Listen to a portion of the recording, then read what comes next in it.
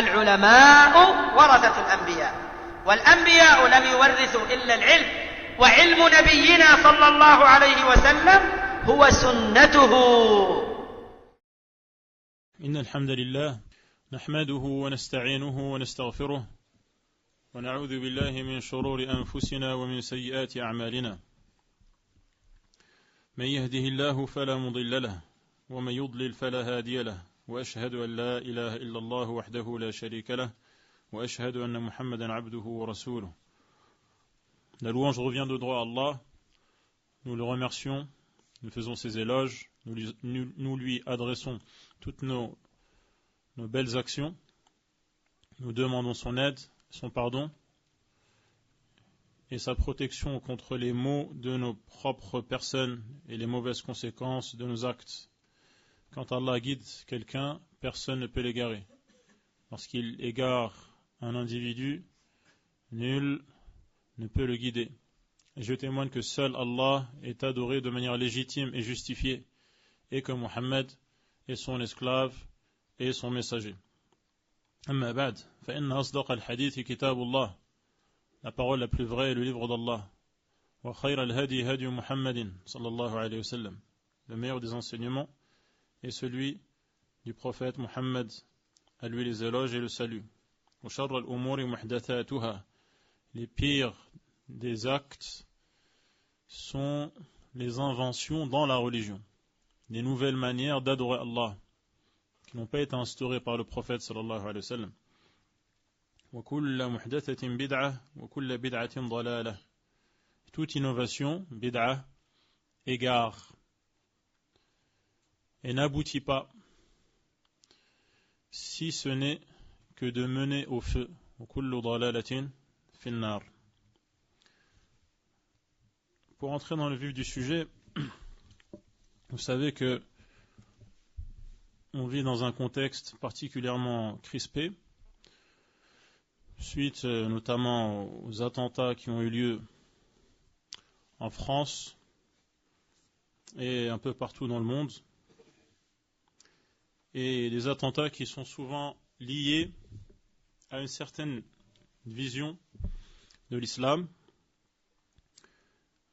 Il y a d'autres éléments également qui participent en fait au contexte particulièrement tendu, comme une visibilité plus prononcée de la pratique religieuse islamique, certaines revendications sociétales qu'on n'entendait pas il y a quelques années, et en toile de fond un contexte international particulièrement défavorable au niveau de la sécurité. Et souvent, dans l'actualité, il y a un mot qui revient souvent, qui revient à plusieurs reprises, qui est salafisme, ou les salafistes. Et c'est un mot donc qui prend de l'ampleur et qui semble détrôner le mot qu'on entendait avant, qui est l'islamisme. Et donc, ce mot, cette notion, le mot qu'on puisse dire, c'est que elle inquiète. Elle inquiète, elle a une connotation péjorative.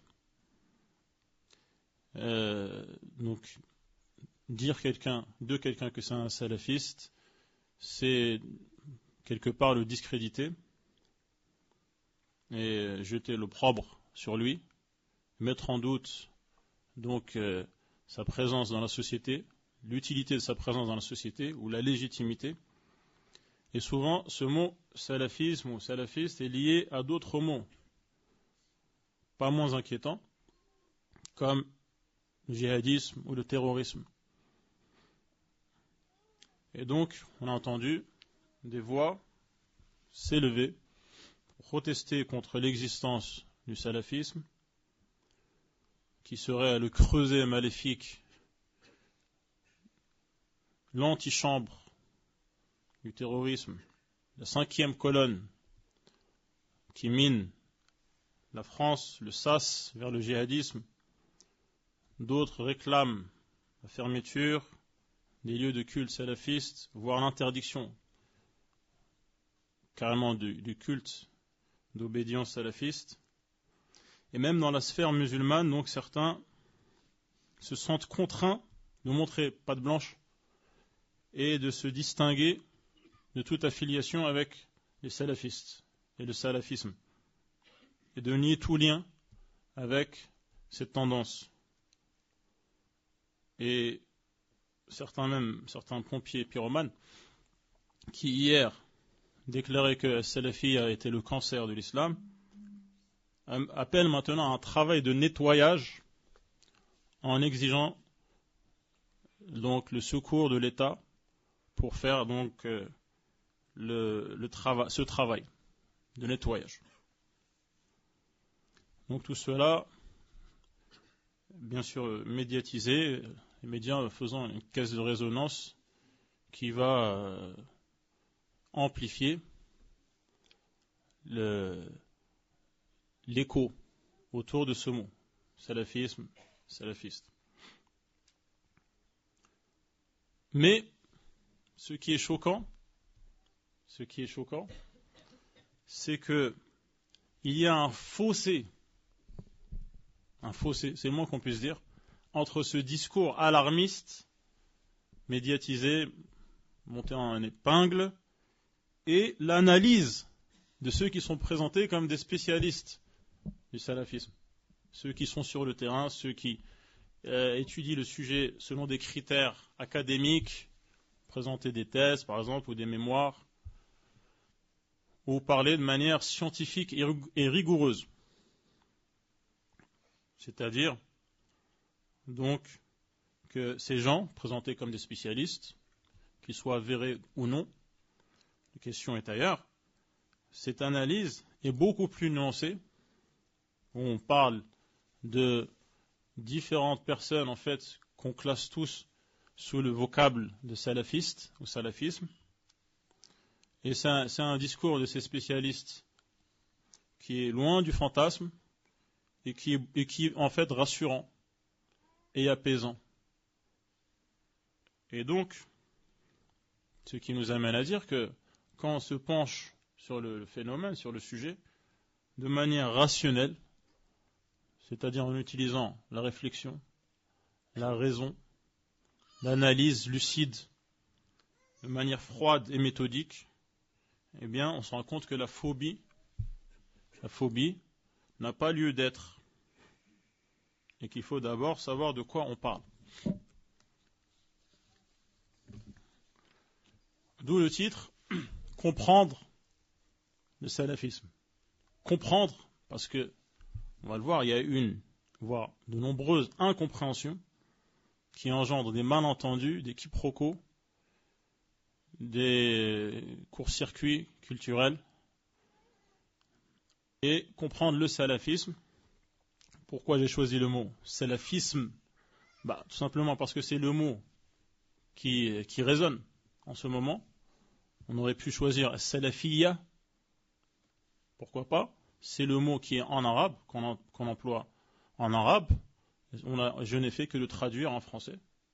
Donc salafiyya. On l'a francisé avec le isme à la fin, comme judaïsme, christianisme, etc. Islamisme, même si c'est un autre sens. Et donc j'ai gardé le mot salafisme, parce que c'est le mot donc, qui tourne sur la place médiatique.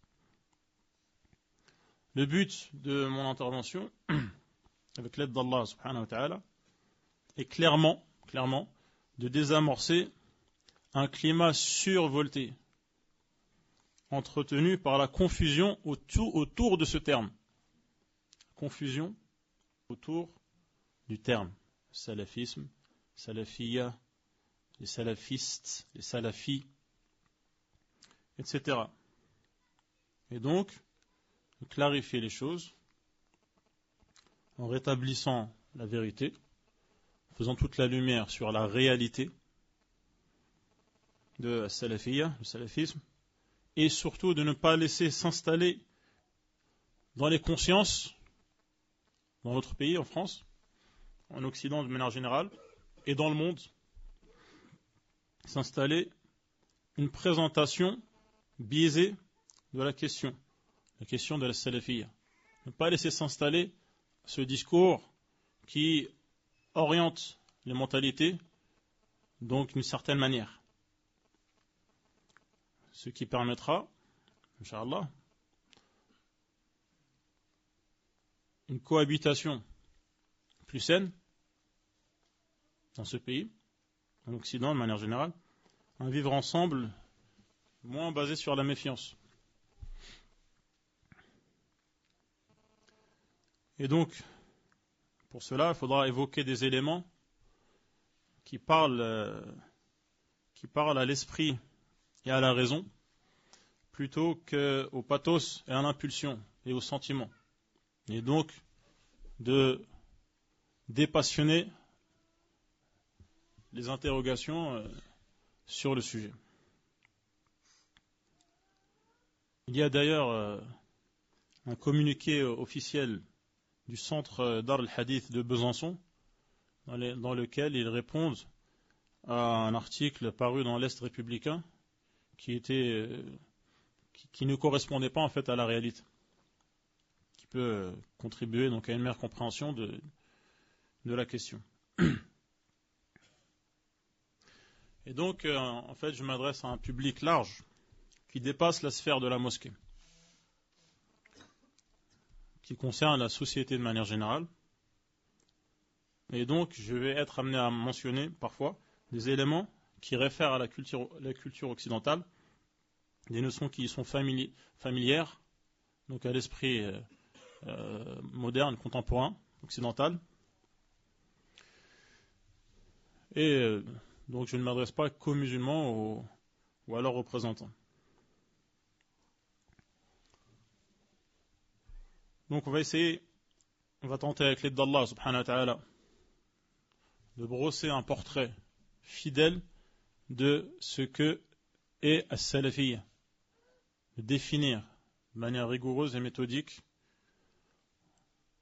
la terminologie, l'étymologie, la doctrine de salafiyya, de salafiyoun, les salafis.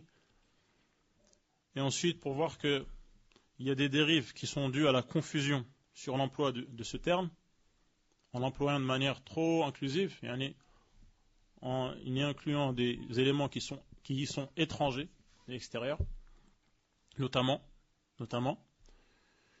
et pour passer ensuite donc aux ambiguïtés qu'il faudra dissiper et qui persisteraient malgré une perception correcte de ce qu'est salafiyya. Des gens qui, en connaissance de cause, savent très bien de quoi on parle et continuent donc à avoir des réticences par rapport à salafiyya et donc à cette compréhension, cette méthode de comprendre et cette manière de comprendre les textes et l'islam et de l'appliquer. Bon, évidemment, traiter d'un sujet aussi important, c'est un vaste programme. Et donc, mon intervention, ce n'est qu'une ébauche, une contribution dans le domaine. Donc, commençons par le commencement. Il faut savoir, salafiyya, ça vient d'où ce terme?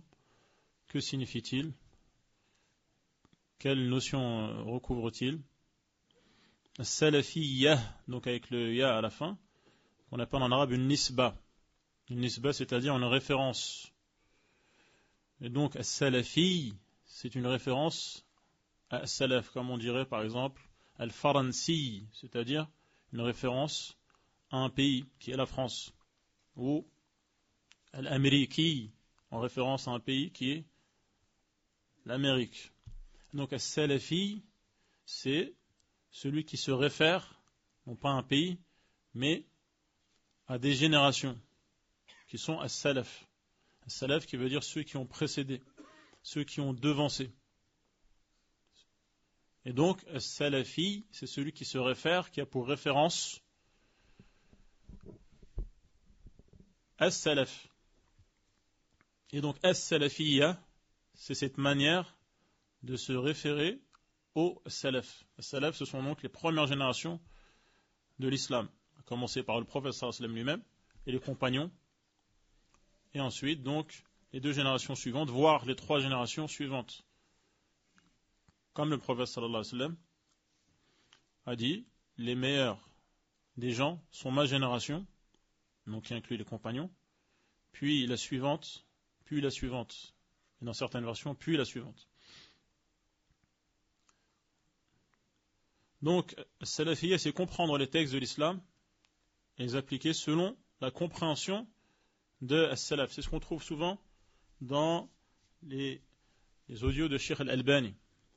Souvent, il attire l'attention sur cette notion importante. En disant, il faut comprendre, il faut se référer au Coran et à la Sunna, bien sûr. Mais tous les musulmans prétendent se référer au Coran et à la Sunna. La question est, on se réfère au Coran et à la Sunna, mais selon quelle compréhension? Quelle est la compréhension valide de ces textes que toutes les tendances de l'islam revendiquent? Et il précise comprendre le Coran et la Sunna à la lumière de la compréhension des premières générations de l'islam, as-salaf. D'où, en résumé, le terme as-salafiyya, et celui donc qui adhère à cette compréhension de l'islam s'appellera donc as-salafi. Est-ce que cette manière d'appréhender l'islam, de comprendre l'islam, d'appliquer l'islam est justifiée? On regarde dans les textes. On trouve dans le Coran, dans les hadiths, une justification et même un ordre de comprendre les textes et l'islam à la lumière de la compréhension des salaf.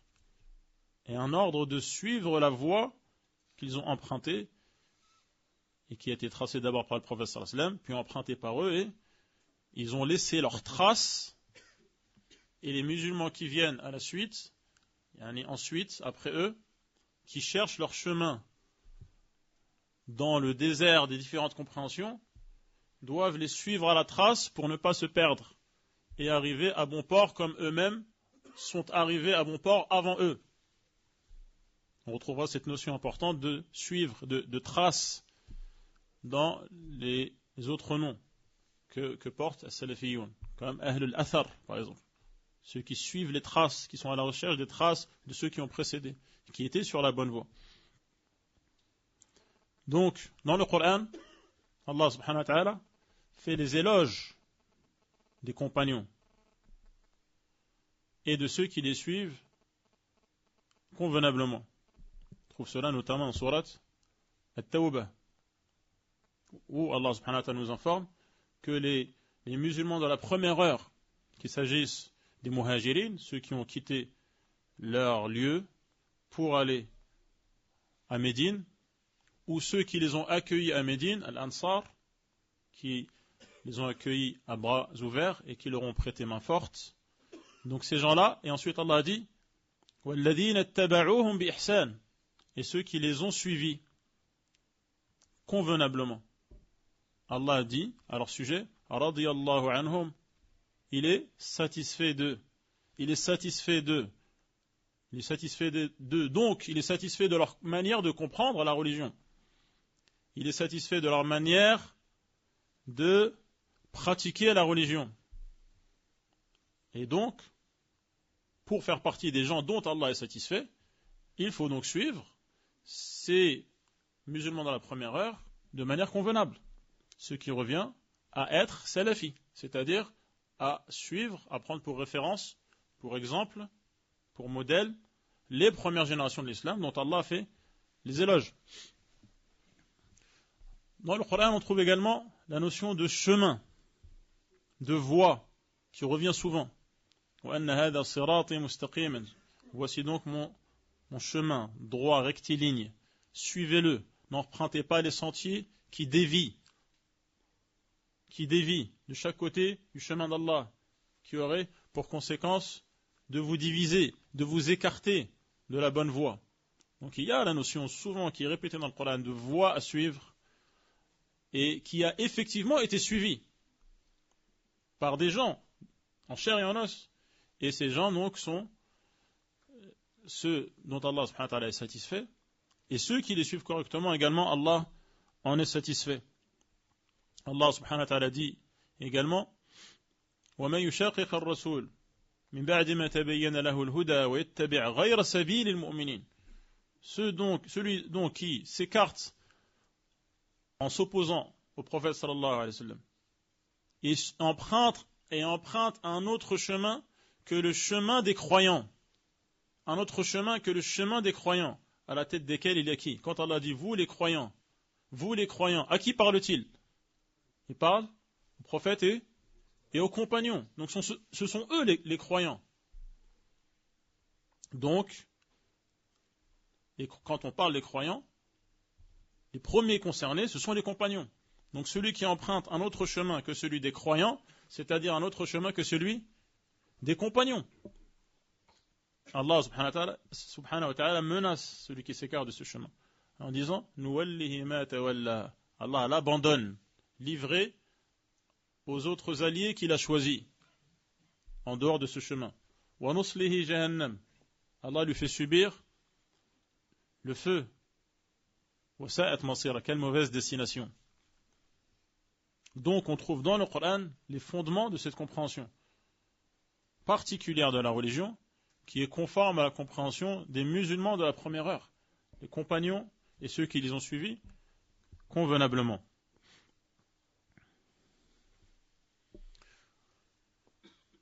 Le prophète sallallahu alayhi wa sallam également a informé les compagnons que des divisions allaient voir le jour dans les rangs des musulmans. Et même de nombreuses divergences, comme dans le hadith de l'Irbad ibn Sariya. Et même, les musulmans allaient se diviser en 73 groupes, comme annonce le prophète sallallahu alayhi wa sallam, dans le hadith authentique. Et ensuite, après avoir décrit la situation, le prophète sallallahu alayhi wa sallam nous donne le remède, l'attitude à adopter dans ce cas-là, en nous disant, suivez ma voie, attachez-vous fermement à ma voie, et à celle des califes bien guidés. Donc, notamment, Abu Bakr, Omar, Uthman et Ali. Et ensuite, en plus, pour confirmer cela, il dit bien, prenez garde à toutes les innovations.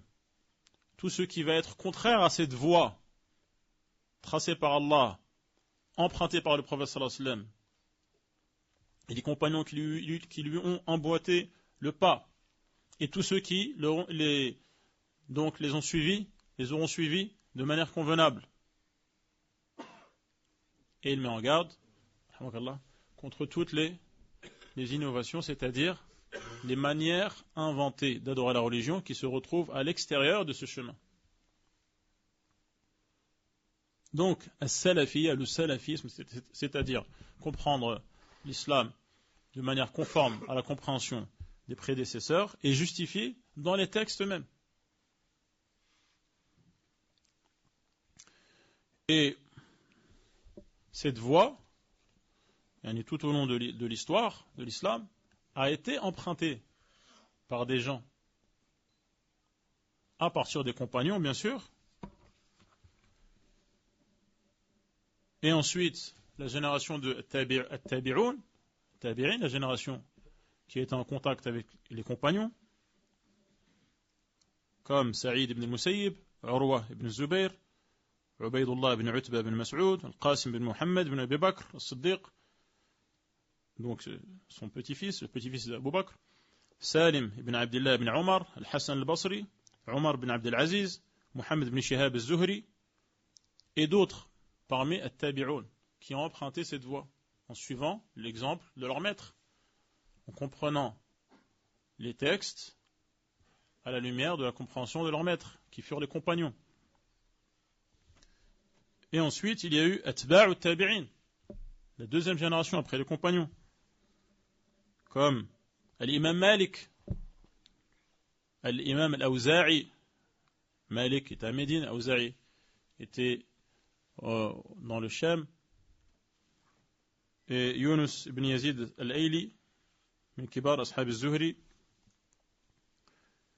et également la génération qui a suivi, comme Hamad ibn Salama, Sufyan al-Thawri, Sufyan ibn Uyayna, et leurs élèves, comme Yahya ibn Sa'id al-Qattan, Abdurrahman ibn Mahdi, Zuhair ibn Harb, et d'autres.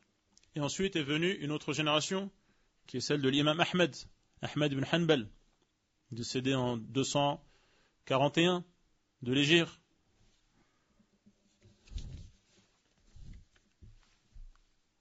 Et qui s'est distingué lors de la Mihna, où il a tenu tête à ceux qui ont voulu falsifier le dogme de l'islam.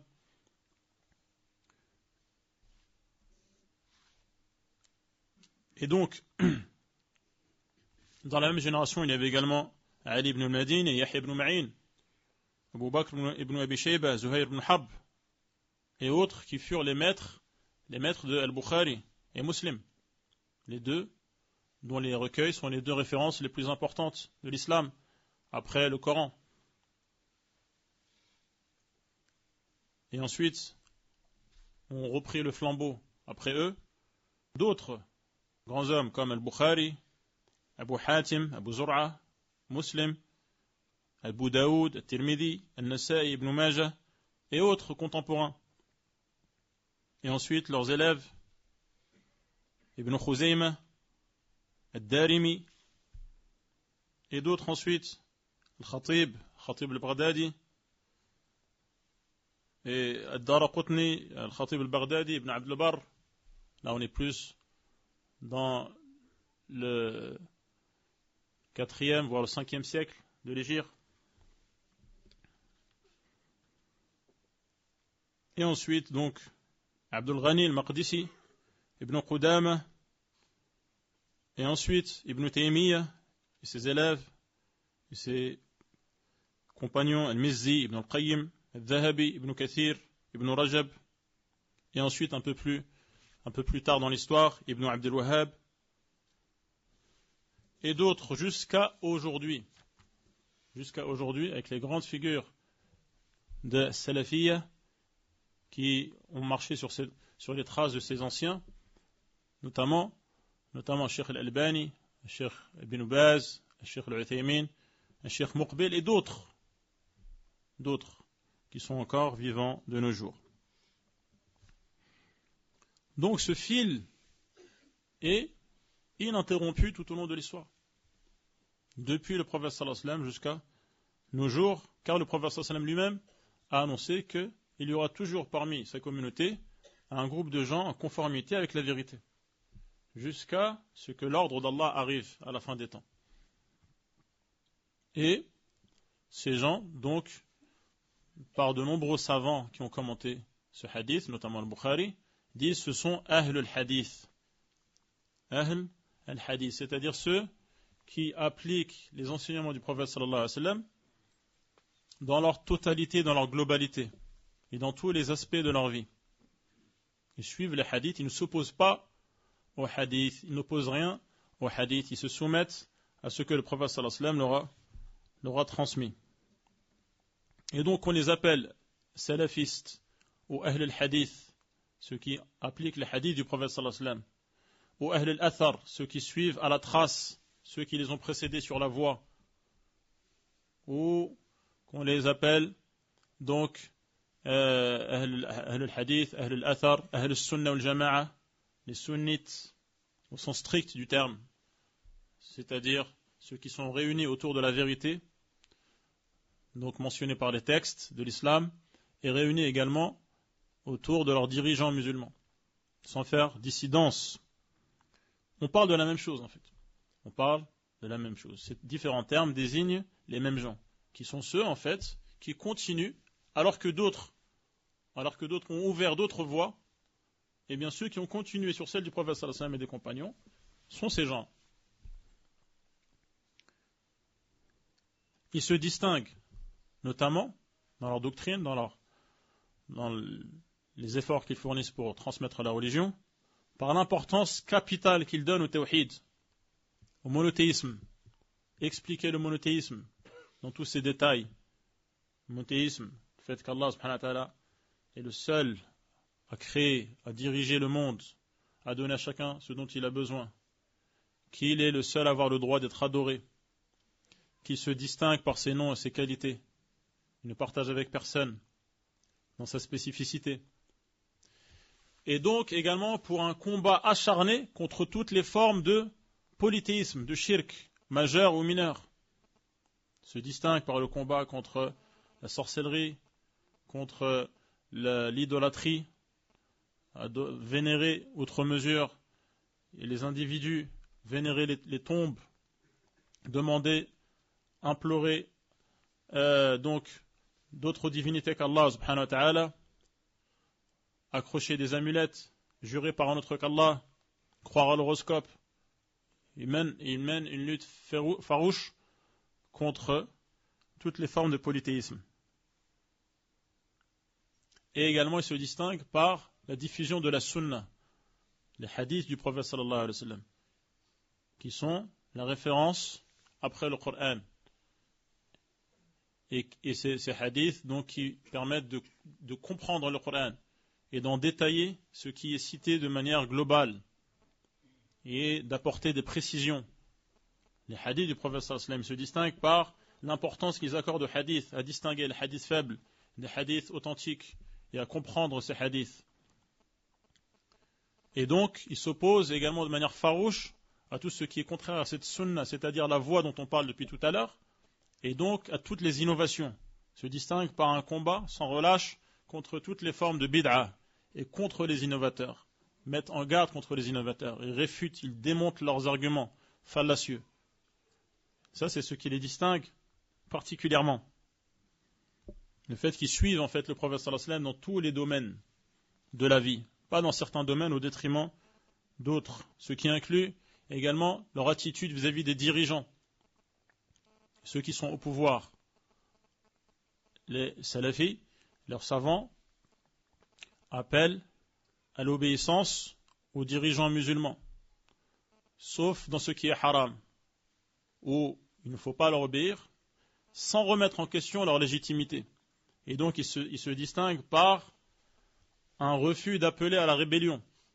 Quelle que soit cette rébellion, que ce soit une rébellion armée, que ce soit une rébellion verbale, ou dans l'attitude, comme les manifestations par exemple, la rébellion civile, et ce genre de manifestation, de contestation du pouvoir en place. Et donc il se distingue par le fait de condamner ce qu'on appelle aujourd'hui des coups d'État, des attentats et autres formes de ce qu'on appelle aujourd'hui le terrorisme. Et donc, le djihad, pour eux, à la lumière des textes, c'est quelque chose de réglementé. Ce n'est pas une entreprise individuelle. C'est quelque chose de réglementé sous la tutelle d'un chef d'État officiel et musulman, et reconnu comme tel, qui déclare la guerre. Il y a un droit qui légifère et qui régule les activités belliqueuses qui sont déclarées au grand jour et de manière la plus officielle. Et donc il déclare que le djihad ne peut pas avoir lieu de l'initiative personnelle d'un tel ou d'un autre, mais que cela doit se faire sous l'autorité des dirigeants et pas en dehors de leur autorité. Si bien que pour eux, ce qu'on appelle aujourd'hui le terrorisme n'est pas un djihad. Et également, il n'y a pas de djihad de l'intérieur, c'est-à-dire d'une minorité musulmane qui vit au sein d'un pays non musulman. Car cela n'est pas justifié par les textes. Ce n'est pas l'attitude du prophète sallallahu alayhi wa sallam lorsqu'il vivait donc à la Mecque, et également lorsque les minorités ont continué de vivre à la Mecque, la minorité musulmane a continué de vivre à la Mecque qui était sous une autorité non musulmane, et également la minorité musulmane en Abyssinie. Et donc ces minorités sont tenues par un engagement de ne pas troubler l'ordre public qu'ils doivent honorer. Il ne peut pas donc avoir un djihad de l'intérieur. Il y a un djihad sous l'autorité musulmane qui le déclare de manière officielle, dont le but n'est pas de verser du sang ou de détruire au maximum, mais que la parole d'Allah soit la plus haute. Et donc lorsque les camps sont distincts, Il n'y a donc pas de jihad de l'intérieur en faisant un attentat comme ceux qu'on a pu voir ces derniers jours, et qui sont condamnables. Tout cela, tous ces points qui distinguent les salafis, qui distinguent leur doctrine, sont bien mentionnés dans des ouvrages de référence qui existent et qui s'étalent sur l'histoire de la littérature musulmane. On trouve As-Sunnah de l'imam Ahmed, par exemple, As-Sunnah de Al-Barbahari, I'tiqad Ahl al-Sunnah lil-Lalaka'i, on retrouve la Sharia al-Ajurri et d'autres. Ces ouvrages sont consignés. Donc, il ne suffira pas de se dire salafi pour être salafi, si on n'est pas en conformité avec les points qui distinguent les salafis et qui, donc, sont les détails de leur dogme et de leur manière de comprendre la religion.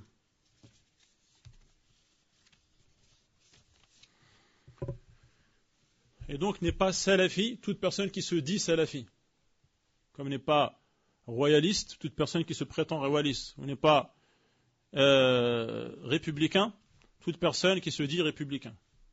Il y a d'ailleurs eu un débat en France sur cette terminologie. Est-ce qu'on peut appeler des gens républicains? Est-ce que cela ne veut pas amener à dire que ceux qui ne se disent pas républicains, en parlant d'un parti en particulier, ne sont pas républicains? Est-ce qu'il suffit de se dire républicain pour l'être?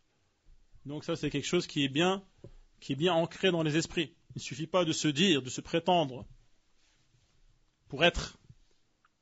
Il faut que dans la réalité des choses, de la vie et des pratiques, cela puisse se justifier.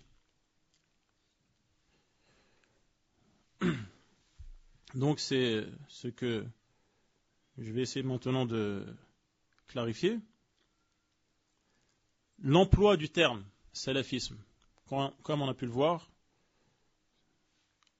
ces derniers jours,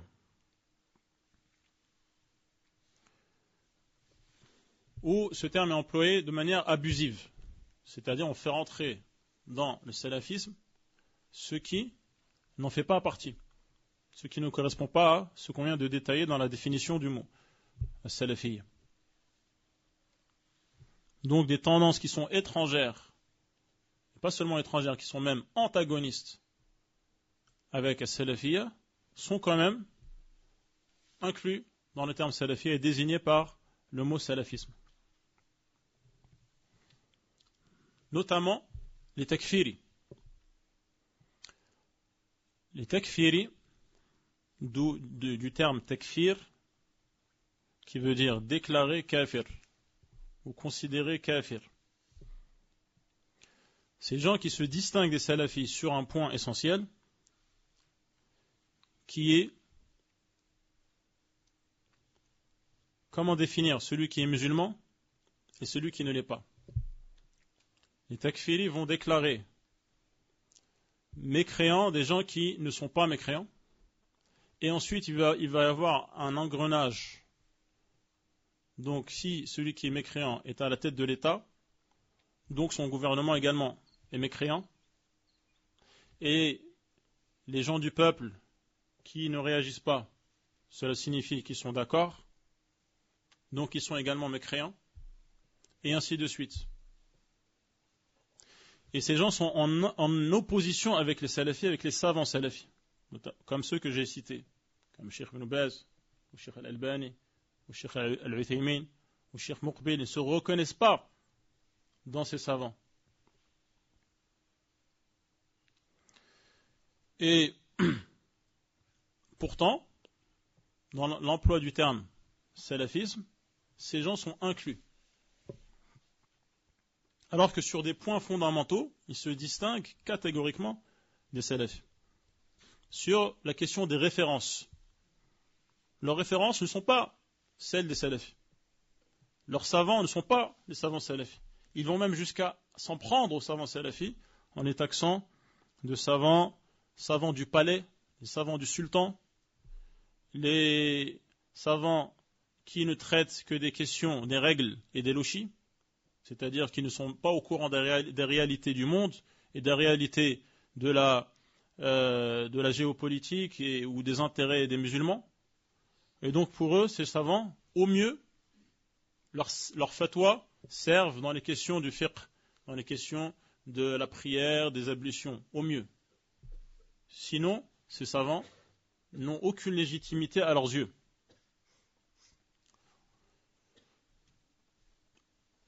Leur littérature n'est pas celle des salafis. La tendance takfiri se base sur une littérature qutbiste qui a été reprise et relayée par d'autres, comme par exemple Al-Maqdisi. Dans cette littérature qutbiste, on retrouve les éléments qui vont théoriser le takfir. Commencer par ceux qui sont à la tête de l'État, qui n'appliquent pas les lois d'Allah, et donc ils sont des kuffars, et leur gouvernement également, et également tous ceux qui ne se manifestent pas contre eux, qui ne manifestent pas leur désapprobation. Dans les ouvrages de Sayyid Qutb, on retrouve le dénigrement de Uthman lorsqu'il dit que ceux qui se sont rebellés contre Uthman jusqu'à donc le tuer, comme vous savez, Uthman a été assassiné par des rebelles, en disant que l'esprit qui a animé ces rebelles était bien plus proche de l'islam que celui de Uthman. Et on retrouve également le takfir généralisé, où il dit que l'humanité est redevenue mécréante, comme à l'époque d'avant l'islam, même si certains continuent à répéter La ilaha illallah sur les minarets. Donc, tout le monde est redevenu kafir. Tous les pays sont des pays de kufr. Il n'y a pas de distinction au niveau religieux entre la France et l'Arabie Saoudite, par exemple. Donc, leurs références vivantes ne sont pas les mêmes. Leurs références littéraires ne sont pas les mêmes.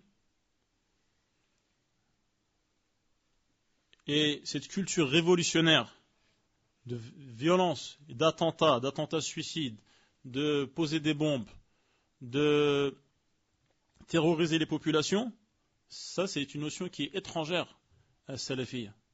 Les savants de la salafiyya condamnent cela. Cet esprit révolutionnaire, cet esprit anarchique. Et donc, présenter les salafis,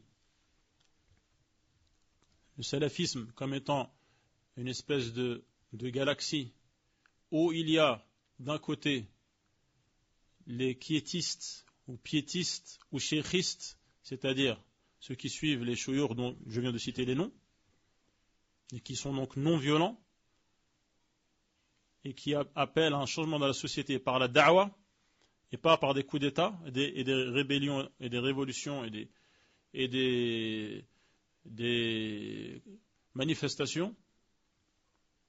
Donc ils disent c'est une partie des salafistes, et il y a également parmi les salafistes des djihadistes ou des révolutionnaires. Comment les mettre dans la même case alors que leurs références sont différentes et alors que eux-mêmes, il y a un antagonisme et une haine entre les deux, si bien que cette manière de présenter les choses n'est pas pertinente. Surtout quand ces spécialistes, ceux qui sont présentés comme étant les spécialistes de la question, disent, attention, en France, la majorité des salafistes, ils sont quiétistes, ils sont piétistes. Certains vont dire même, attention, en France, pas d'amalgame, en France, 95% des salafistes sont des quiétistes. Alors, quelle est la pertinence de garder ces 5% à l'intérieur donc de la définition du salafisme, alors que 95% déclarent que ces 5% ne font pas partie des salafis, et que ces 5% dénigrent et s'en prennent aux 95%, est-ce que on reste cohérent en disant qu'ils sont quand même tous les deux salafistes? C'est aberrant. Et comment il ne pourrait pas y avoir d'amalgame lorsque, quand on parle dans les médias du salafisme, du danger du salafisme, de l'inquiétude face au salafisme, en fait on parle que de 5%, qui sont ceux qui sont présentés comme les djihadistes, qui sont en fait les takfiris, mais les dommages collatéraux concernent les 95% aussi. Donc, ce qui est plus rigoureux d'un point de vue de la méthode, c'est de distinguer les deux. De dire, il y a les salafistes, ou les salafis, et il y a les takfiristes. Et il n'y a rien à voir entre les deux. Et cet amalgame, cette confusion va entretenir le mythe du passage du salafisme au terrorisme. Et que, en fait, le salafisme est une passerelle vers le terrorisme. Cette confusion entre salafi et takfiri entretient ce mythe. Et la réalité, c'est que ceux qui sont les plus efficaces acteurs contre le terrorisme et contre l'endoctrinement takfiri, ce sont les salafis. Parce que leur discours est basé sur les textes et non pas sur des valeurs présentées comme étant universelles auxquelles n'adhèrent pas de toute manière ces gens qui sont endoctrinés. Donc pour eux, ça ne leur parle pas. Ces gens qui sont embrigadés ne sont pas sensibles à ce qui est présenté comme des valeurs universelles, de la tolérance ou de ce genre de choses. Et également parce que les salafis ont une crédibilité auprès des jeunes. Parce que ce ne sont pas des gens qui appellent vers un parti particulier ou vers un sectarisme particulier. Et donc leur discours est influent. Ce sont donc des gens qui sont un rempart, au contraire, contre l'embrigadement tekfiri, l'endoctrinement terroriste. C'est pour cela qu'il y a de leur part une condamnation limpide, sans aucune ambiguïté, aucun embâge, aucun dualisme, quand il y a des attentats. Même dans des conditions, un contexte difficile. On se rappelle, pendant les événements de Charlie, alors qu'il y avait une rumeur de complot, et puis aussi une réticence par rapport à je suis Charlie, je ne suis pas Charlie, malgré cela, les savants, salafis, de manière la plus claire, ont condamné cet attentat, parce qu'il est attribué à l'islam, et qui n'est pas justifié par les textes. Parce que, pour les salafis, condamner ce qu'on appelle aujourd'hui le terrorisme, qui est en fait le kharijisme, est une obligation religieuse, comme on l'a dit au début. Mettre en garde contre les dérives qui écartent de la voie du prophète sallallahu alayhi wa sallam, ce n'est pas une opportunité médiatique ou un calcul politique, c'est une pratique religieuse de mettre en garde contre le khawarij et donc contre le terrorisme. Et également, il y a de nombreux gens de science, salafis, qui se sont rendus en France. Cheikh Ramzan, Cheikh Suhaimi, avant, dès la fin des années 90, au début des années 2000, Cheikh Al-Bukhari, Cheikh Mohamed Bazmoul et d'autres. Et leur discours était extrêmement clair contre cette idéologie takfiri. Mise en garde, et également les appels téléphoniques avec les grands savants. Il n'y a pas une voix dissonante. Il n'y a pas un parmi les salafis qui serait takfiri. Non, il y a bien une distinction hermétique et imperméable entre les deux. Soit on est salafi, soit on est takfiri. Et donc c'est un contresens de dire salafiste, djihadiste. Si on présente le djihad comme étant le terrorisme actuel. Car ce n'est pas un djihad. Même pour aller plus loin, ce n'est pas un djihad.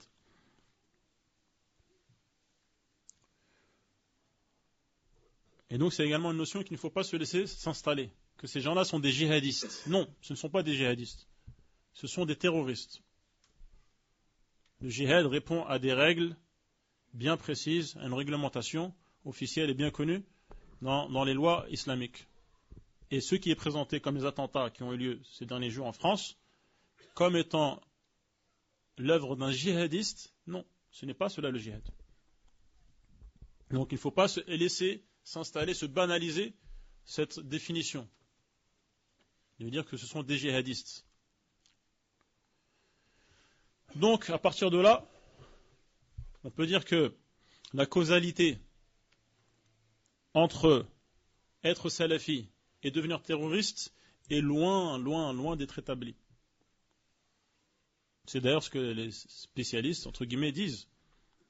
On ne peut pas dire que parce qu'une personne est salafi, donc elle a plus de chances de devenir un terroriste. Non, ce n'est pas avéré. À l'épreuve des faits, à l'épreuve des analyses, c'est une ineptie. Et contrairement donc au discours de certains officiels, un discours répressif qui présente donc le salafisme en même temps, en fait, l'entonnoir et le résidu à la fin, c'est de devenir un terroriste. Il y a d'ailleurs d'autres formes des formes de terrorisme, comme par exemple le Hezbollah, qui est présenté comme un groupe terroriste, qui est chiite, qui n'a rien à voir avec le salafisme, ni de près, ni de loin. Il y a une autre ambiguïté qui est un peu plus large. De plus en plus, certains utilisent le salafisme comme un mot valise, un fourre-tout, pour désigner en fait le radicalisme, le fondamentalisme, le rigorisme, qui élargissent en fait le terme bien plus loin que d'inclure les takfirs. Ils incluent également d'autres tendances qui n'ont rien à voir avec le salafisme, pêle-mêle. Ils incluent également les frères musulmans dans le salafisme. Ils incluent bien sûr les takfiris, ils incluent les tablighs dans le salafisme. Donc ça c'est une confusion encore plus grande. Comme si ceux qu'on appelait les islamistes hier, maintenant on les appelle les salafistes. Bien qu'il n'y ait rien à voir avec la salafiyya. On sait bien que l'idéologie des frères musulmans, la méthode de tabligh, ne prend pas en compte les priorités des salafis. Leur manière de comprendre les textes n'est pas celle des salafis. Ils n'ont pas pour priorité d'appeler au tawhid, par exemple. Dans leurs rassemblements, dans leurs événements, ce n'est pas un critère déterminant. Et le but est plus un but d'œcuménisme, de rassemblement, d'union, une union de façade, même si les doctrines sont différentes. Ce qui est contraire au message des salafis. Leur but n'est pas d'unir coûte que coûte, mais plutôt de montrer quelle est la doctrine correcte, qui est celle que le prophète sallallahu alayhi wa sallam nous a léguée.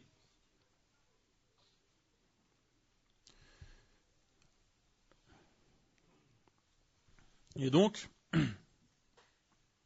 dans cette ambiguïté, de mettre dans un mot valise tous ceux en fait qui sont musulmans pratiquants en fait, qu'on appelle les musulmans pratiquants ou qui ont une pratique plus ou moins visible de l'islam, on voudrait donc opposer ce salafisme dans ce sens large, extra large même, on voudrait les opposer à un islam des Lumières, ce qu'on présente comme étant un islam des Lumières. Ça c'est également un manque de lucidité et de rigueur, parce que donc les priorités des salafis ne sont pas celles de ces autres tendances, donc qu'on inclut pourtant, pour certains, dans le salafisme.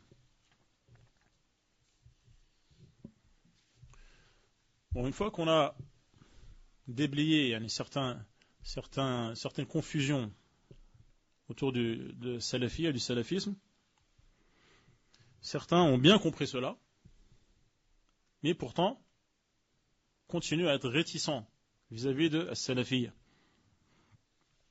Parce que la réticence, ça peut être à cause de l'ignorance, la phobie, l'inquiétude devant cet épouvantail, peut être due à une ignorance plate ou à une désinformation. Mais certains peuvent continuer à contester la salafiyya authentique, au sens strict du terme, comme on a dit au tout début, en connaissance de cause. Par exemple, certains opposent salafiyya à l'islam classique. L'islam classique, notamment l'islam paisible de nos parents, qui ne remettait pas en cause le modèle de vie en société, qui ne revendiquait pas d'éléments particuliers. Et donc, on oppose le salafiyya à un islam classique. Et donc, en disant notamment que le salafiyya divise. Elle divise en disant qu'il y a des salafis et donc qu'il y a des gens qui ne sont pas salafis. Cela amène à diviser. Bon, comme on l'a vu, les musulmans, de fait, sont divisés. Ce ne sont pas les salafis qui les ont divisés. C'est un constat. Le prophète sallallahu alayhi wa sallam avait annoncé que les musulmans allaient se diviser en 73 groupes qui seraient tous voués au feu, sauf un seul. Et lorsqu'on l'a interrogé, il a dit ceux dont l'islam est conforme à l'islam que je pratique moi et mes compagnons. L'islam que je pratique moi et mes compagnons. Donc ce ne sont pas les salafis qui ont divisé les musulmans. Mais les salafis distinguent le vrai du faux. C'est donc une distinction qui est salutaire.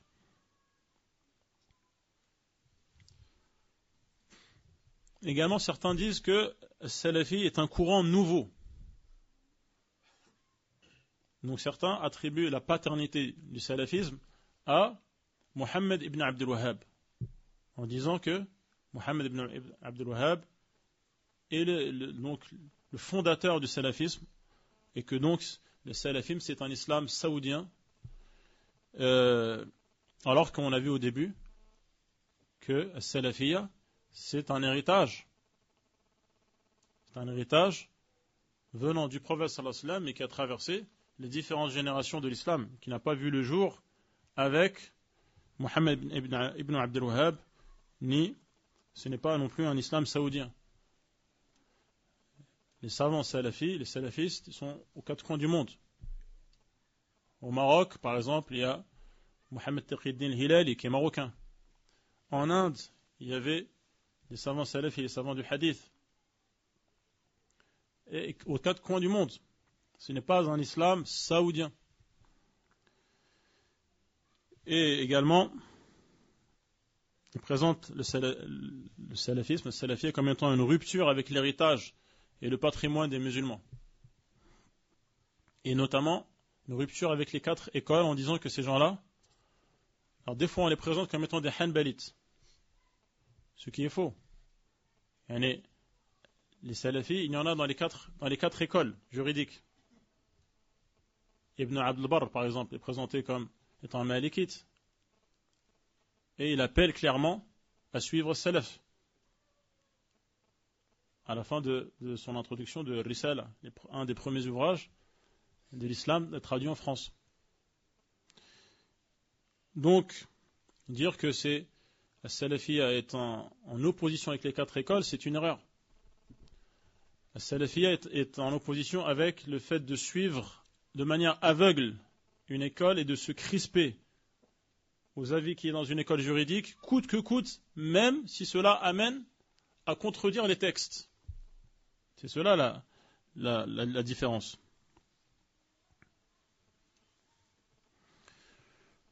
Également, certains opposent le salafiyya, on l'avait déjà dit tout à l'heure, à l'islam des Lumières, en disant que ce sont des gens rétrogrades, réfractaires à la modernité, et donc qui ont une vision, et elle est fabuleuse et magnifiée, des compagnons de l'âge d'or de l'islam, et donc qui sont tournés vers le passé, qui ne veulent pas progresser.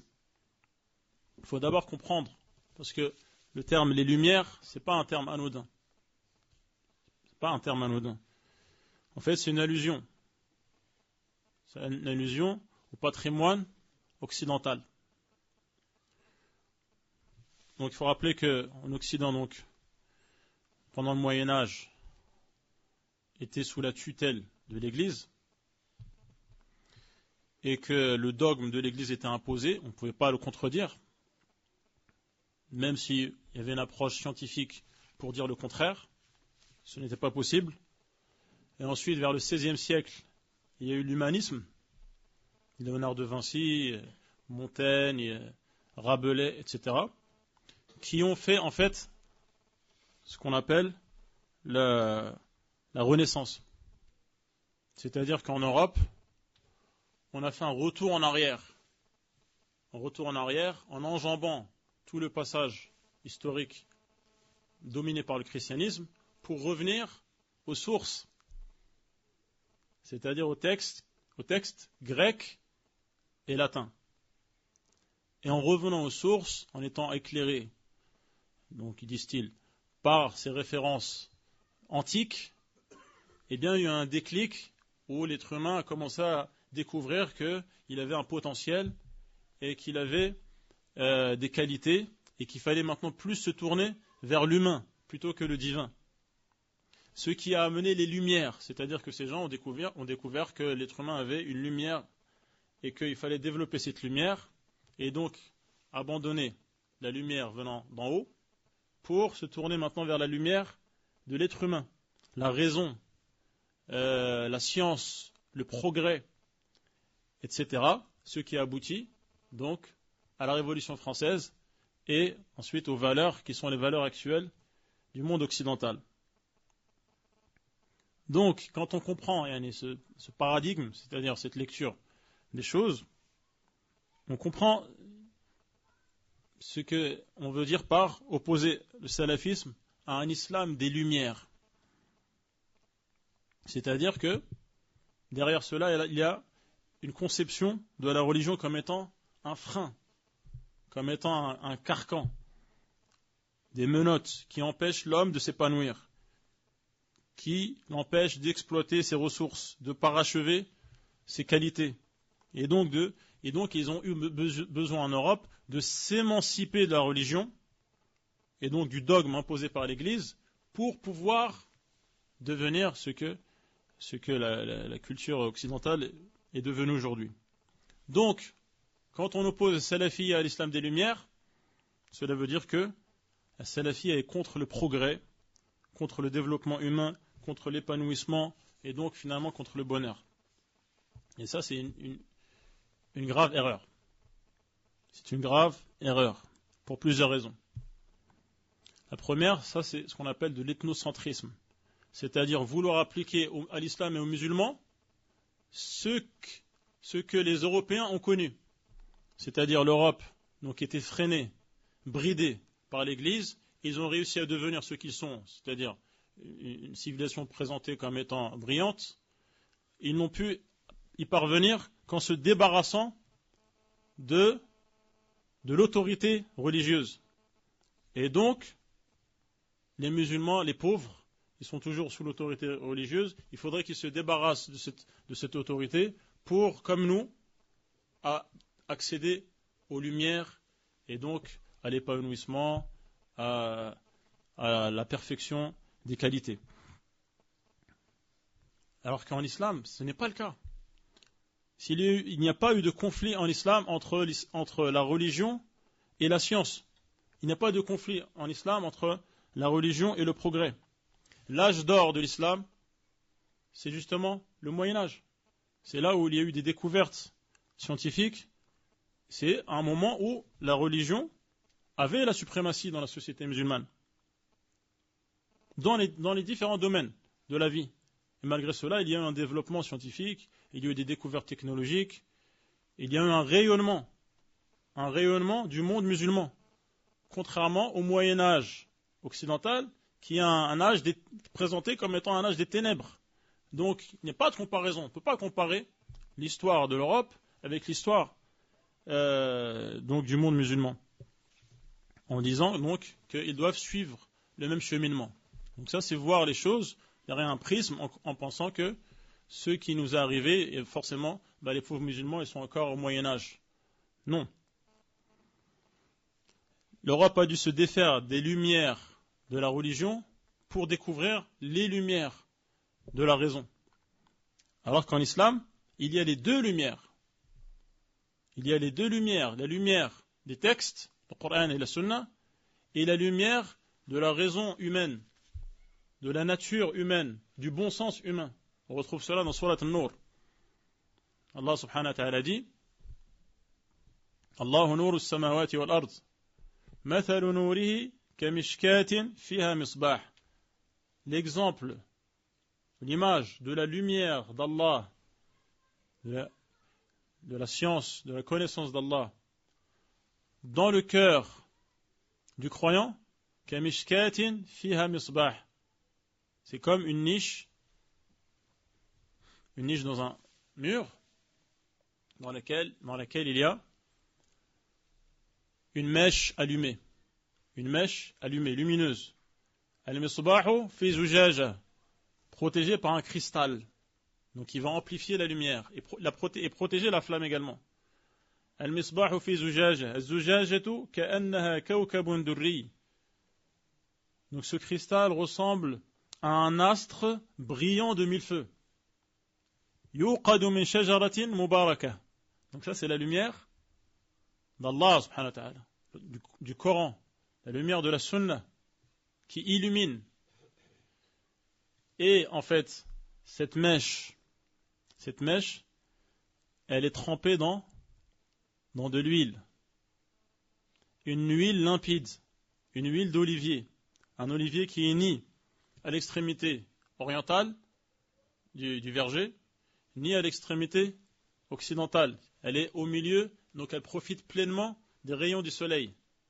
Et c'est une huile tellement limpide qu'elle pourrait presque s'enflammer sans flamme. S'enflammer sans flamme. Mais il y a, en plus de la limpidité de l'huile, la clarté de la flamme, si bien qu'il y a lumière sur lumière. Et cette huile, en fait, c'est l'image de la nature humaine disposée à accepter la vérité, qui est une terre fertile pour pouvoir distinguer le vrai du faux, et qui, à la connaissance des textes de l'islam, eh bien, il y a une cohérence entre les deux. Et donc, il n'y a pas de contradiction. Allah subhanahu wa ta'ala dit, Nourun ala nour, lumière sur lumière. La lumière des textes avec la lumière de la raison humaine. Et donc, il n'y a pas de conflit chez les musulmans entre la lumière de l'être humain, de son bon sens, et la lumière qui vient de la part d'Allah subhanahu wa ta'ala. Alors qu'en Occident, on a dû faire le choix entre les deux. Et la lumière de l'homme n'a pu voir le jour qu'en tamisant celle qui est présentée comme étant celle de Dieu, qui est en fait celle de l'Église.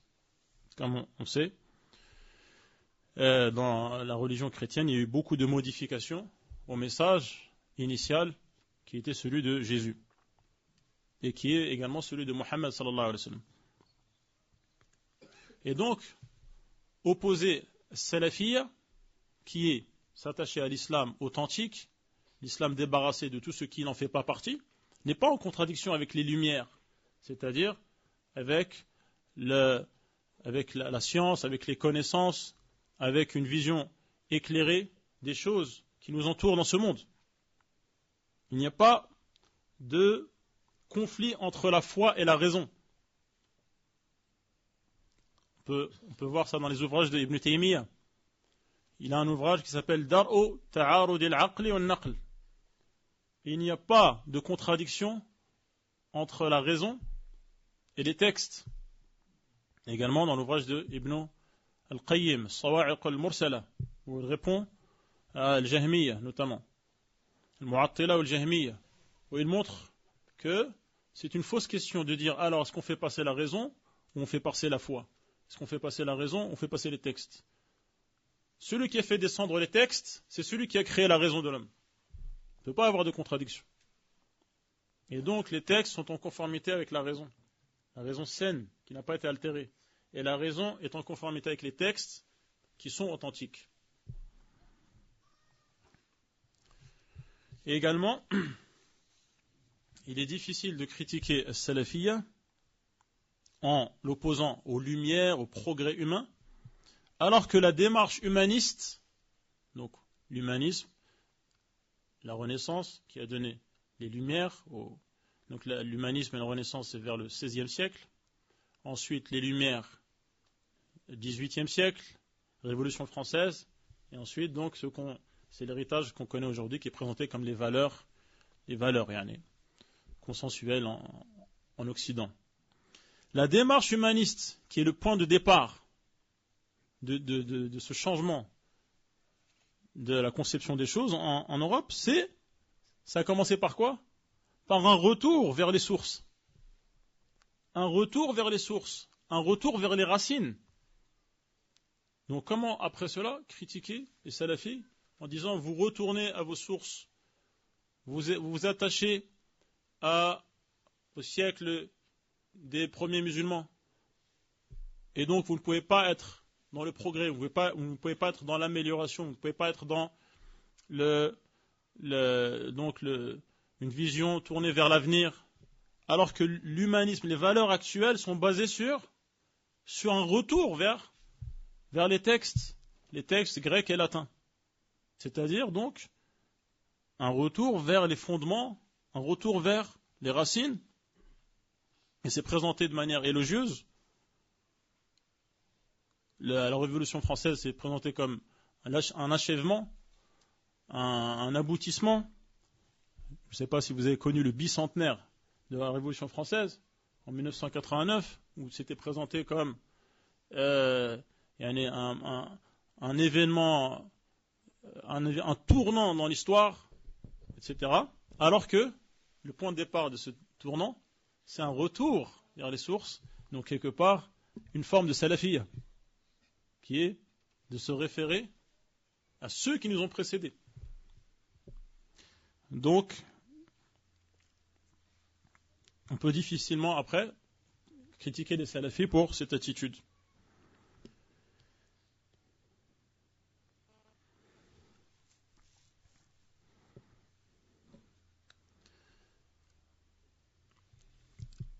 Et donc, pour les musulmans, particulièrement les salafis, les textes sont sacrés. Le Coran est la parole d'Allah, subhanahu wa ta'ala. Les hadiths sont les paroles du prophète sallallahu alayhi wa sallam. Donc si les lumières, les philosophes de la lumière, des lumières, sont retournés vers les textes antiques, mais avec un esprit critique, on ne peut pas demander aux musulmans d'avoir également, pour que leur islam soit un islam des lumières, avoir un esprit critique sur le Coran et les hadiths à la manière des lumières européennes. Parce que ces textes grecs, ce ne sont pas une révélation, c'est une production humaine qui est sujette à l'erreur. Alors que le Coran, c'est la parole d'Allah, subhanahu wa ta'ala. On ne peut pas traiter le Coran comme un texte littéraire qu'il faudrait interpréter. Et donc, c'est dangereux, de ce point de vue-là, d'appeler les musulmans à avoir un islam des lumières, si c'est bien de ces lumières-là qu'on veut parler.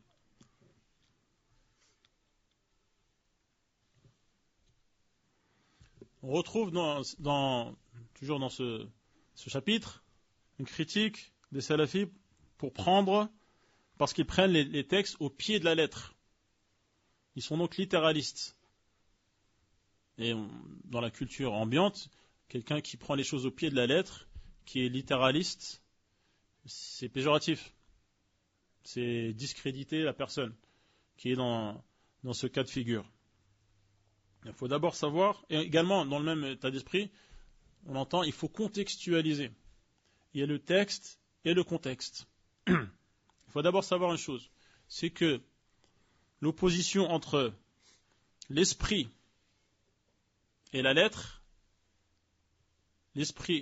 c'est une notion chrétienne. Dans la lettre aux Corinthiens, Paul, si je me rappelle bien, leur dit la lettre tue, mais l'esprit vivifie. Ça, c'est basé sur la doctrine erronée des chrétiens sur la parole, en disant, loin d'Allah tout cela, que la parole s'est incarnée dans le Christ. Et que donc, la lettre, c'est comme la chair et le corps. Et l'esprit, c'est donc de nature divine. Loin d'Allah tout cela. Allah subhanahu wa ta'ala ne s'incarne pas dans les créatures. Et il est distinct des créatures. Et au-dessus des créatures, il les domine. Donc ça, c'est une notion, déjà, il faut savoir, c'est pas une notion musulmane, d'opposer la lettre et l'esprit. Il y a une manière d'interpréter les textes en islam, qu'on trouve dans Usul al-Fiqh, mais qui a certaines limites, qui sont connues dans Usul al-Fiqh. Les textes, en principe, dans les écoles connues du fiqh, ils sont pris au sens propre. Ils sont pris au sens propre. Et pour dire que c'est au sens figuré, il faut pouvoir le justifier. Ce n'est pas laisser au libre cours de l'imagination des gens. Il faut pouvoir le justifier avec un autre texte ou d'une règle générale. Sinon, cette interprétation qui est autre que celle du sens propre est rejetée. Et ça, c'est un point sur lequel qu'on retrouve dans Usul al-Fiqh, qui est étudié dans les écoles classiques de l'islam. Ce n'est pas quelque chose de spécifique aux salafistes. Donc on taxerait d'être des littéralistes, des purs et durs, qui restent au pied de la lettre.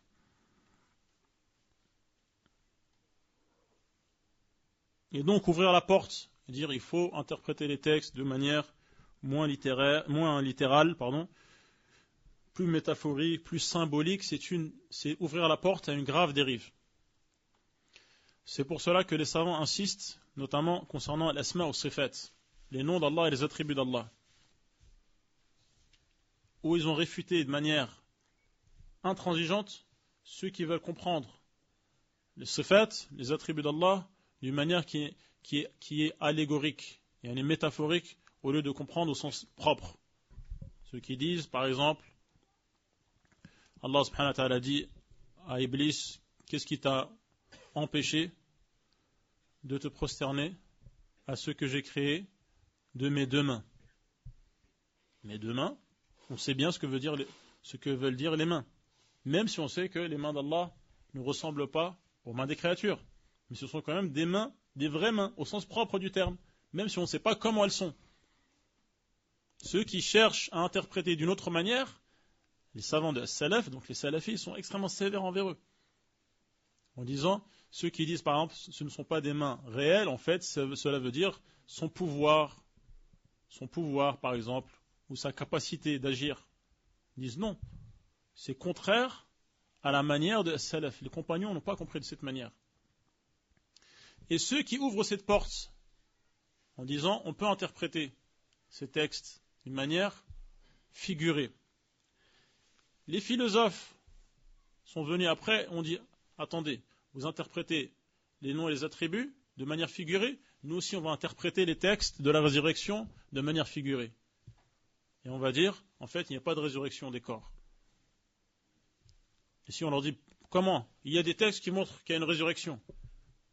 Ils leur disent, il y a des textes qui montrent les noms et les attributs. Vous les avez interprétés. Nous aussi on interprète ces autres textes.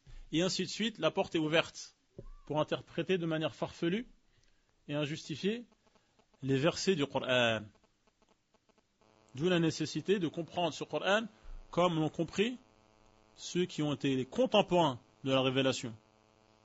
Ceux dont la langue du Coran était leur langue maternelle. Était la langue maternelle. Et ceux qu'Allah subhanahu wa ta'ala a agréés.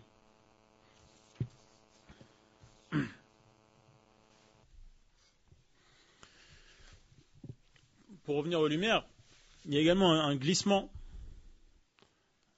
sémantique par rapport aux valeurs de la société actuelle, enfin ce qui est présenté comme un patrimoine et des valeurs comme étant des valeurs universelles qui sont l'héritage des Lumières.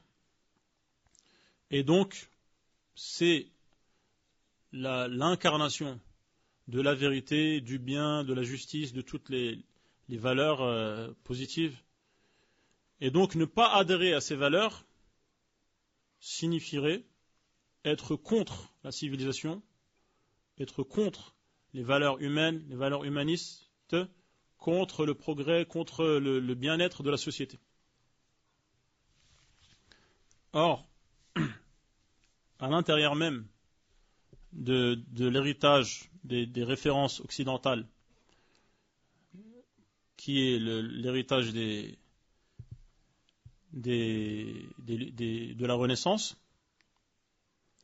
et des humanistes, on trouve des voix qui sont critiques vis-à-vis de ce qu'on appelle l'humanisme aujourd'hui, qui est donc l'origine des valeurs présentées aujourd'hui comme des valeurs actuelles auxquelles nul n'est censé ne pas adhérer.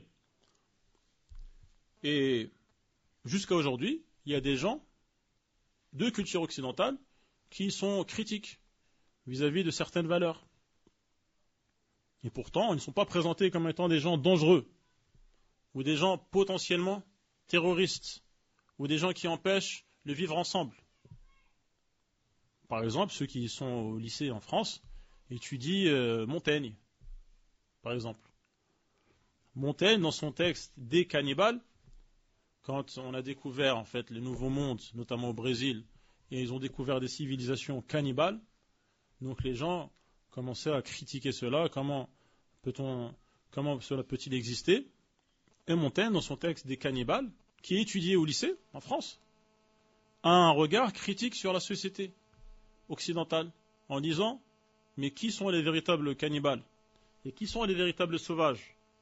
De manière subtile, il amène donc la société à s'interroger, qui sont véritablement les sauvages et qui sont véritablement les civilisés? En inversant donc le rapport des choses et en donc opposant un miroir à la société occidentale. Et on retrouve jusqu'à aujourd'hui, par exemple, il y a en France des royalistes, c'est-à-dire des gens pour qui le modèle démocratique est un modèle qui ne fonctionne pas. Parce qu'ils disent, par exemple, la révolution s'est faite dans le sang et plusieurs bains de sang ont eu lieu au cours de l'histoire, d'une manière qui n'existait pas quand le régime était monarchique. Et également, le fait de donner un mandat de quelques années à un gouvernement, c'est pas productif et il doit chercher à chaque fois, il doit penser à chaque fois aux prochaines élections qu'il doit gagner, et donc ce qui le menotte et l'empêche, par exemple, de faire passer des mesures qui ne seraient pas populaires ou autres. Donc il y a des gens en France qui sont royalistes, qui sont invités, par exemple, dans des émissions à la radio, sur France Culture, par exemple, que tout le monde peut écouter, et qui, ouvertement, et de manière complètement décomplexée, expriment qu'ils n'adhèrent pas à certaines valeurs qui sont pourtant présentées comme étant un acquis, un héritage, le triomphe de la raison en France. Il y a des gens qui ont été influencés par cette vision des choses, et notamment un certain Maurras, Charles Maurras, qui a influencé des gens qui sont étudiés au lycée en France, comme Proust par exemple. Est-ce qu'on peut dire que étudier Proust et sa Madeleine au lycée, c'est fabriquer des nouveaux terroristes? Des gens qui vont remettre en question le vivre ensemble. Des gens qui sont un péril pour la République. Donc, où est-ce que je veux en venir? C'est que les salafis, notamment en France, peuvent être différents de la majorité qui est en France. Ils peuvent ne pas adhérer à certaines valeurs qui sont présentées comme étant universelles et indiscutables, alors qu'ils ne sont pas les premiers. Ils ne sont pas les premiers en France. Et donc, l'existence des salafis en France n'est pas un danger en soi. Et la société actuelle a des référents dans sa propre culture qui lui permettent de vivre avec des gens qui ne sont pas comme eux, qui ne réfléchissent pas forcément comme eux, qui n'ont pas forcément les mêmes convictions, sans pour autant qu'il y ait cette suspicion, cette haro, cette mise à l'index qu'on peut ressentir actuellement. Et donc être différent n'est pas en soi synonyme d'être un danger, ou d'être une source d'inquiétude, ou d'être potentiellement un terroriste. Le plus important en fait pour la vie en société, c'est la loyauté. La loyauté et l'honnêteté. Et ça, c'est un point important qui est mis en avant par les salafistes. C'est-à-dire qu'ils ont leur conviction. Ils ont leur compréhension de l'islam. Ils ont un regard qui peut être critique et réservé sur ce qui est présenté, sur des valeurs communes. Ils ne sont pas les premiers, déjà. Et deuxièmement, ils insistent, donc je disais, sur la loyauté, c'est-à-dire que leur présence en France signifie qu'ils ne sont pas en guerre contre la société. Ils respectent le vivre ensemble. Ils contribuent au bien-être de leurs concitoyens. C'est pour cela, dans la condamnation des attentats, les savants insistent souvent sur la trahison, la notion de trahison. Des gens qui vivent en France, qui profitent de leur anonymat pour, du jour au lendemain, donc perpétrer des attentats ou poser une bombe ou tuer quelqu'un. C'est-à-dire qu'ils ont trahi ce pacte implicite, tacite, qui est que, puisque je vis dans cette société, de manière officielle et ouverte, et que je suis considéré comme un concitoyen, cela veut dire que je respecte le vivre ensemble, et que je ne cause pas de troubles à l'ordre public, et je ne remets pas en cause la paix civile. Ça, c'est une notion importante. Même si on n'est pas forcément d'accord avec tout ce qui est présenté comme étant la vérité absolue, comme étant les valeurs indiscutables, et les valeurs, donc l'incarnation en fait de l'esprit des Lumières. On peut être différent tout en vivant ensemble.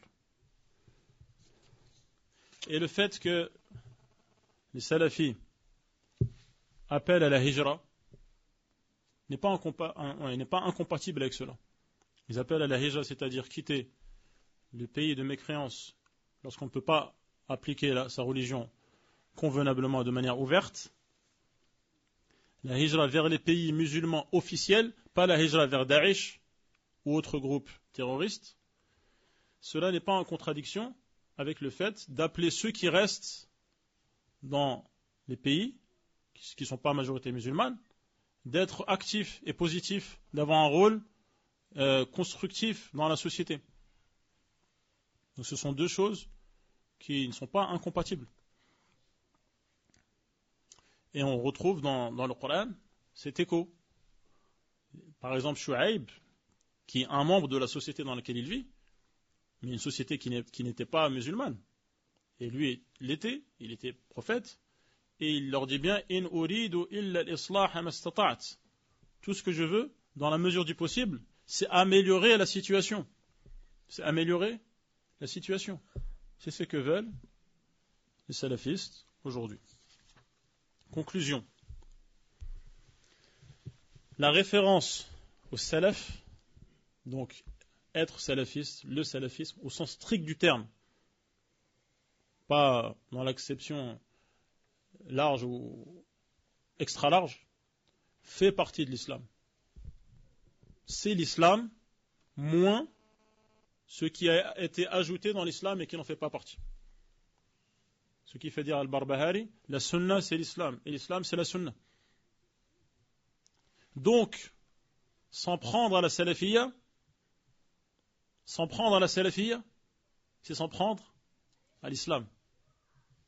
Il ne faut pas être dupe et croire que, pour certains, je me distingue des salafis, du salafisme, je montre pas de blanche, que c'est une solution. S'en prendre à la salafiyya, c'est s'en prendre au cœur de l'islam.